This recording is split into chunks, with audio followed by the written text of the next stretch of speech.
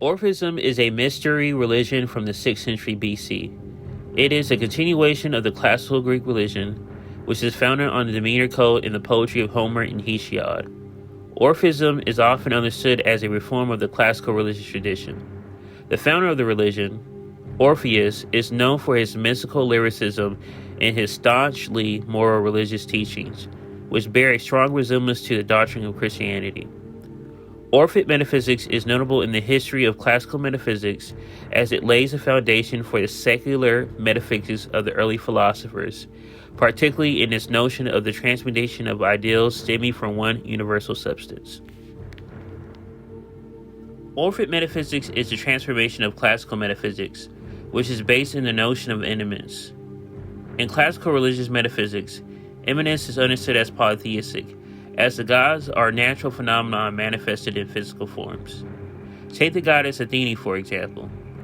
Her patron is to the concept of wisdom and sagacity, as her appearance in classical poetry shows her mental puissance as she guides the hero Odysseus on his adventures.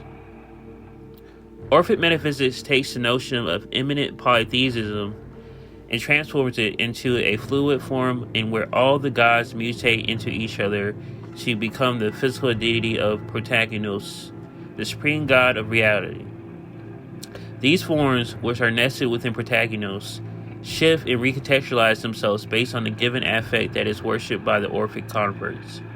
This can be seen in the Golden Hymns, the only Orphic literature that has been passed down from classical antiquity. Aside from polytheistic immanence, Orphic theology professes a spiritual condition to matter. In Orphic cosmology, Zeus, often understood as an epithet for Protagonos, is the son of Zeus and Persephone. Zeus's wife, Hera, who was jealous of his consummation with Persephone, ordered the Titans to kill Zagreus. In a means to distract the young Zagreus, Hera gives him a mirror and toys while the Titans tore his body to shreds and consumed parts of his flesh.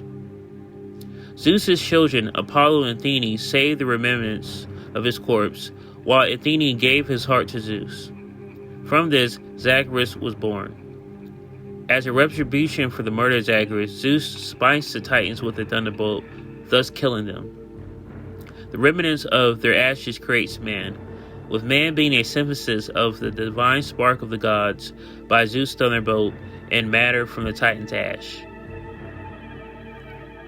Adding to the notion of spiritual materialism, Orphism professes the doctrine of the transmutation of souls, which posits that every entity, organic as well as inorganic, carries within itself the spark of Protagonos, and that every 1,000 years, these spirits fluctuate as souls between ecstasies.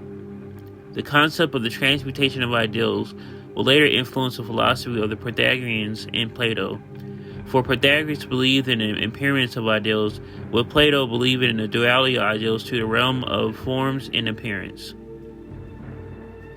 Orphism marks a turning point in the history of classical metaphysics. Gone are the notions of the materiality of the gods as they recede into one universal substance as perceived through Protagonos. From this, Orphism carries the possibility for the rational discussion of the origin of the universe, as all phenomena can be traced back to one single source. The later Greeks in the early classic period took this notion and set it upon the foundation of their secular metaphysics, seen through the philosophy of the Pythagoreans and later Plato. I hope you enjoyed this video. Please like and subscribe and have a good day.